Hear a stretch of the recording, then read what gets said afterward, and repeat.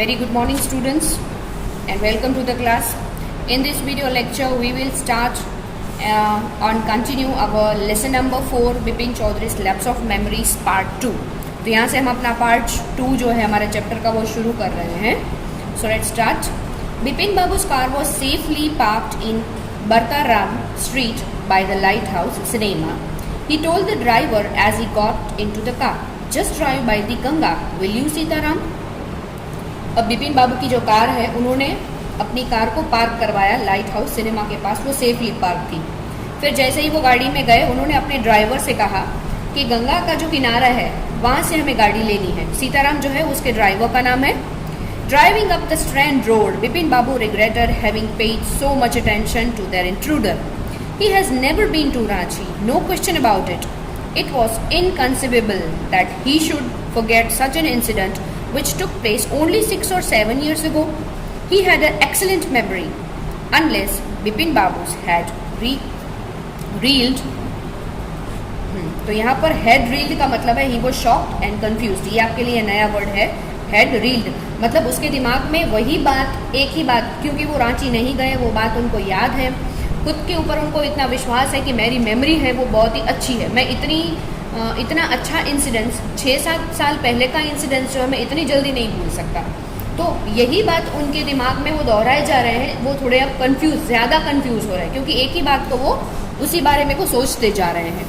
Was he losing his mind? But how could that be? He was working daily in his office. अब उन्हें लग रहा है कि लूजिंग हिज माइंड मतलब बिकमिंग मैड. जैसे उनको लग रहा है कि मैं पागल तो नहीं हो रहा क्योंकि एक ही एक बात उनके दिमाग में घूम रही है. But how could that be? पर ऐसे कैसे हो सकता है क्योंकि वो भी एक ऑफिस में जॉब कर रहे हैं. It was a big form and he was doing a responsible job.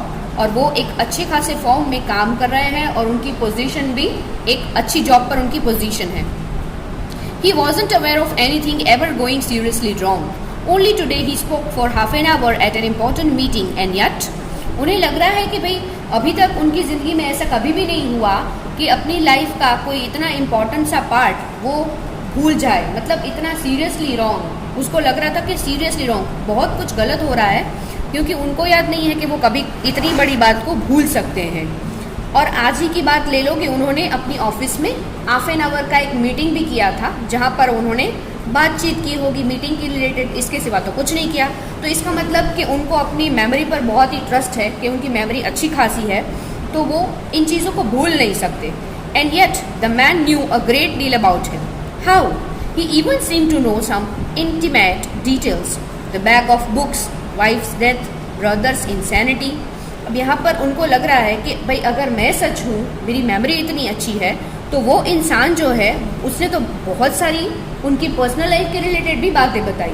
तो अगर वो इंसान झूठ भी बोल रहा होता तो उसको मेरे लाइफ के रिलेटेड इतनी सारी पर्सनल मैटर्स कहाँ से पता चली. जैसे कि उनकी वाइफ की डेथ हो जाना, उनके भाई के बारे में, उनके बुक्स का जो शौक़ है उनको कि भाई कि वो बैग्स में हमेशा अपनी बुक रखते हैं. ये सारी चीज़ें उस इंसान को कैसे पता चली. The only mistake was about his having gone to Ranchi. Not a mistake, a deliberate lie. उनको लग रहा था कि उसने जो भी सारी बातें उस परिमल घोष जो इंसान मिला था उन्होंने जो भी बताई बातें उनको, उसमें से उसने सभी चीज़ों को सिर्फ झूठ बताया है.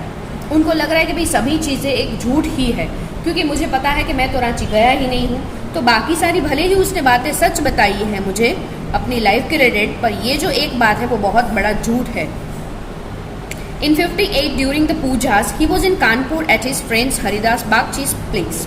All Bipin Babu had to do was write to. No, there was no way of writing to Haridas. Bipin Babu suddenly remembered that Haridas had left with his wife for Japan some weeks ago and he didn't have his address. उनको लगा कि 58 में, यानी कि जब 58 जो year है उसकी बात करें तो उनको याद है कि उस साल में वो अपने फ्रेंड जो हैं हरिदास, उनके साथ उन्होंने कानपुर में पूजा रखवाई थी तो वो वहाँ पर है. तो सडनली ये बात उनको याद आई कि हरिदास बागची करके जो उनका फ्रेंड है जिसके साथ उन्होंने पूजा रखवाई, क्यों ना उसको लेटर लिख के पूछा जाए. फिर उनको अचानक से याद आया कि लेटर लिखने की ज़रूरत नहीं है क्योंकि हरिदास जो है वो अपनी वाइफ के साथ कुछ हफ्ते पहले ही जापान गए हैं और जापान का एड्रेस तो उनके पास है नहीं, तो अब लेटर लिखने का तो सवाल ही नहीं होता. But where was the need for proof? He himself was fully aware that he hadn't been to Ranchi, and that was that. अब राइटर ये सोच रहे हैं कि भाई प्रूफ देने की ज़रूरत ही क्या है, प्रूफ की तो कोई ज़रूरत नहीं, मैं खुद ही बड़ा प्रूफ हूँ उनके लिए, क्योंकि मुझे पता है कि मैं रांची तो गया ही नहीं हूँ. The river breeze was bracing and yet a slight discomfort lingered in Bipin Babu's mind. Bracing का मतलब है stimulating, मतलब जो हवाएं हैं ना जहाँ पर वो सोच रहे हैं बैठ के, breeze was bracing मतलब ठंडी हवाएं चल रही है, yet slight discomfort. जैसे वैसे तो देखा जाए ना तो ठंडी हवाएं आती है ना तो माइंड फ्रेश हो जाता है, पर यहाँ पर बिपिन बाबू खुद की बात को लेकर बहुत कंफ्यूज है. तो ये जो ठंडी हवाएं जो ब्रीजिंग उनको वो फील कर रहे हैं ना उस बात, वो स्लाइटली उनको परेशान लग रही है. अब यहाँ पर उनको परेशानी हो रही है उस बात को लेकर, उसको थोड़ा डिस्कम्फर्ट फील करवा रही है. अराउंड हैसिंग Bipin Babu decided to roll up his trouser and take a look at his right knee. उन्होंने सोचा, इन सबके बीच में उन्होंने सोचा कि चलो देखते हैं. तो फिर उन्होंने अपने ट्राउज़र को मतलब जो अपना पैंट है उसको रोल अप किया और सोचा कि चलो देखता हूँ मेरे राइट नी में मतलब उनके घुटने के नीचे कोई निशान है या नहीं है. There was a mark of an old inch long cut.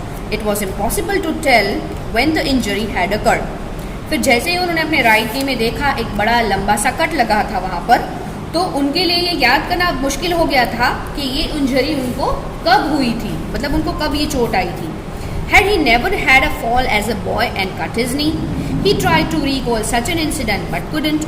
उनको लगा कि शायद भाई ऐसा भी हो सकता है कि भाई बचपन में जब छोटे बच्चे होते हैं तो वो गिर जाते हैं, जब वो भी छोटे होंगे शायद वो गिर गए और उनको चोट आई हो, पर ये सारी बातें उनको अभी कोई ऐसा इंसिडेंट उनकी लाइफ के रिलेटेड उनको याद नहीं आ रहा था. Then Bipin Babu suddenly thought of Dinesh Mukherjee. The man had said that Dinesh was in Ranchi at the same time.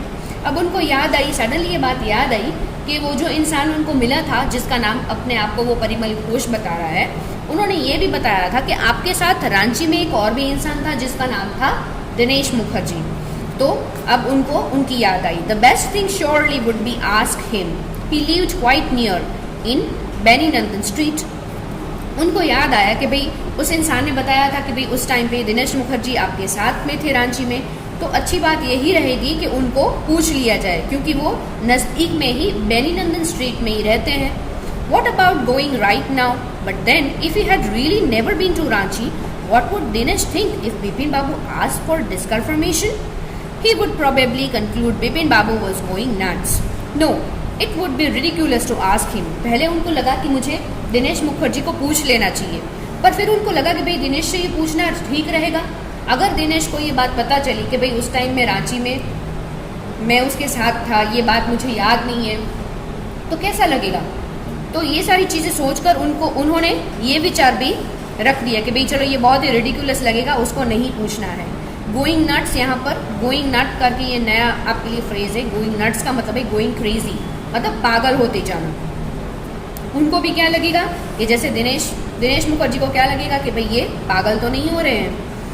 And he knew how ruthless Dinesh sarcasm could be. और उनको पता था कि दिनेश मुखर्जी है, उनका स्वभाव कैसा है. Slipping a cold drink in his air condition living room, Bipin Babu felt as ease again. Such a nuisance. Just because they have nothing else to do, they go about getting into the people's hair. अब यहाँ पर क्या हो रहा था, अपने room में वो आए, घर में आए, वो बैठे, फिर से उनके दिमाग में बस यही बातें चल रही हैं, तो उनको यही विचार बार बार खाए जा रहा है कि भाई ये कैसी बात है. After dinner, snuggling in bed with one of the new thrillers, Bipin Babu forget all about the man in New Market. अब वो जैसे ही डिनर के बाद अपने रूम में बेड पर लेटने के लिए गए, फिर उन्होंने एक नई book which is so thriller book है उसको पढ़ना शुरू किया, और थोड़ी देर के लिए वो ये मार्केट प्लेस में जो भी बात हुई थी उसको थोड़ी देर के लिए वो भूल ही गए. Next day in the office, Bipin Babu notice that with every passing hour the previous day's encounter was occupying more and more of his mind. If the man knew so much about Bipin Babu, how could he make such a mistake about Ranchi trip. Next day जब वो office में गए, उन्होंने notice किया कि जैसे दिन गुजरता जा रहा है तो पुरानी बातें वो उनके दिमाग पर ज़्यादा हावी हो रही है, मतलब उनको बार बार वही चीज़ें याद आ रही हैं. फिर उनको ये भी सवाल उठा कि अगर बिपिन बाबू का जो ये रांची का जो ट्रिप है, ये इतनी बड़ी बात को कैसे भूल सकते हैं. उनको शायद कोई मिस्टेक, गलती तो नहीं हो रही कि वो अपनी रांची के ट्रिप के बारे में भूल गए हैं. Just before lunch Bipin Babu decided to ring up Dinesh Mukherjee. It was better to settle the question over the phone. At least the embarrassment of his face wouldn't show. अब यहाँ पर उनको लगा कि दोपहर में लंच के बाद वो दिनेश मुखर्जी को कॉल करके सारी बातें पूछ सकते हैं. ये बेटर उनके लिए, ये ऑप्शन उनको बेटर इसलिए लगा क्योंकि दिनेश मुखर्जी से वो फेस टू फेस नहीं होंगे, जिससे दिनेश मुखर्जी को उनकी फेस के एक्सप्रेशन से कुछ पता न चले. 235616 Bipin Babu dial the number. ये उनका शायद नंबर होगा तो उन्होंने डायल किया. Hello, is it Dinesh? This is Bipin here. फिर उन्होंने दिनेश मुखर्जी को कॉल किया. Well what's the news? I just wanted to find out if you recalled an incident which took place in 58. फिर उन्होंने पूछा कि क्या तुम्हें वो इंसिडेंट याद है जो 58 में? 58? What incident? 58 में भी कौन सा ऐसा इंसिडेंट हुआ था? Were you in Calcutta right through that year? That's the first thing I've got to know. Wait just a minute. 58. Just let me check in my diary. For a minute, there was a silence. Bipin Babu could feel that his heartbeat had gone up. He was sweating a little. Hello. Yes, I've got it. I've been out twice. Where? Once in February, nearby, to Krishnanagar to a nephew's wedding. And then, but you would now know about this one. The trip to Ranchi. You were there too. That's all.